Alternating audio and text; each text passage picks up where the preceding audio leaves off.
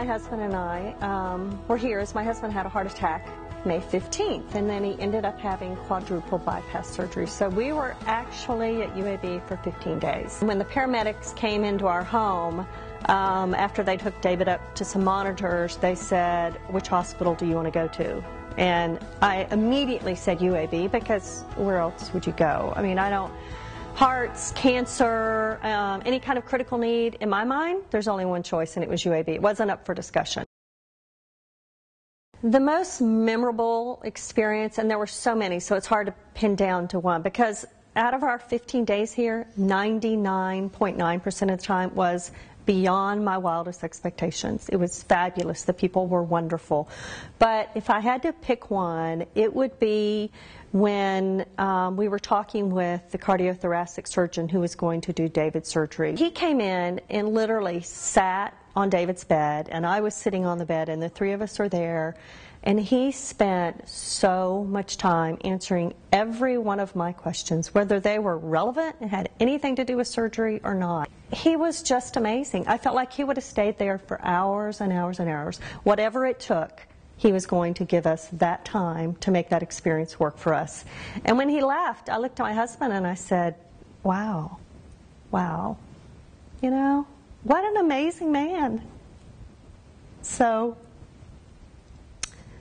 that was unbelievable. There are a few things that are important when you interact with a family. One of them is you don't act like you have to leave right when you're speaking with them. You don't act like there's something that's more important than them right when you're trying to communicate with them. So you look them in the eye, you sit down, you turn and face them, you don't keep your hand on the doorknob, and you just let them know that you're focused on them. And they'll pick up on those cues.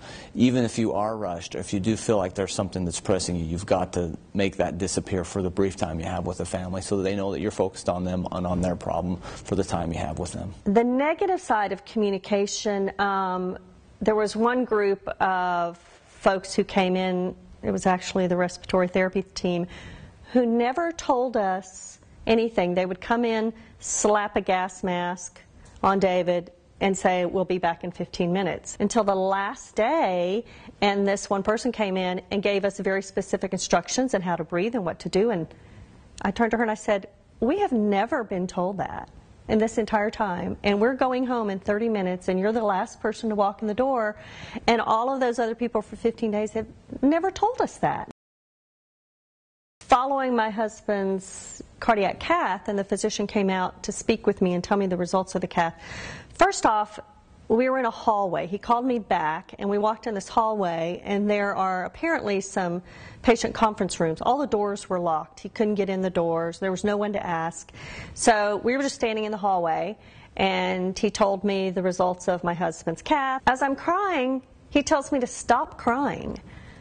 And at first I let it kind of pass, and I continued to cry, and I just wanted him to tell me what he needed to tell me and move on so I could go cry my eyes out. And he continued to say, stop crying, it'll be okay, we do this all the time, it's going to be fine. And I wanted to say to him, don't tell me how to respond to this situation.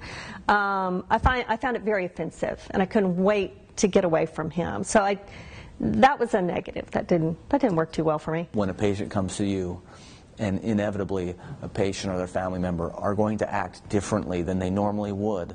They're so stressed or worried that they might say something or react differently than they would in a normal situation, and you just have to remember that and give huge allowances to patients and their families to let them be stressed and hyper and worried, and tell them, I understand this is hard for you right now, and we're here to help you.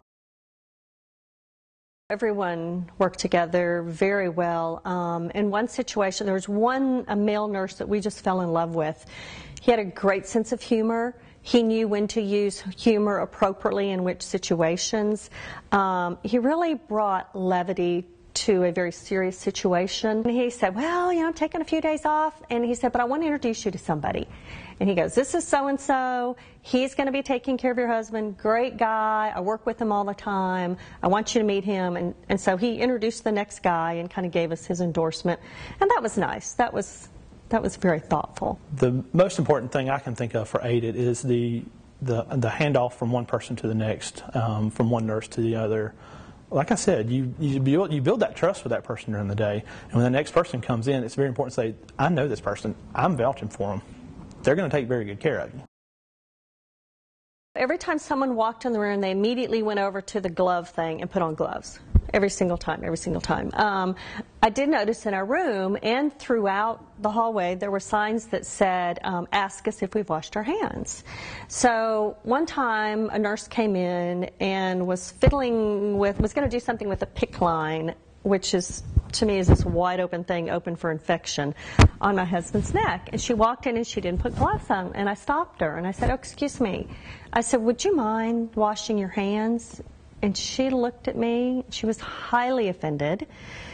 And she said, ma'am, you need to know that I washed my hands before I came into this room. And I said, oh, please don't be offended. I didn't see you. And you need to know I'm the nervous Nellie wife here who's being very protective, I'll admit that. But I didn't see you wash your hands. And she continued to be very defensive. She kind of copped an attitude, and she hung on to that attitude the rest of the time. And no, I didn't report it to anybody because I wouldn't have dared. I mean, my husband was in her hands. I think the most important thing is that they know they get the best care here. And then probably the second most important thing is they know that we care about them. And those do go hand in hand. But you want to do what's right for the patient first, and then you want to do what's right for the patient's family at the same time. So then when they walk away from the hospital, they don't just say, oh, they did a great job, but they're jerks. That's not good. You want to say, they did a great job, and they're great people, and they cared about me, and I'm going back there because they don't just give good medicine, they give good care.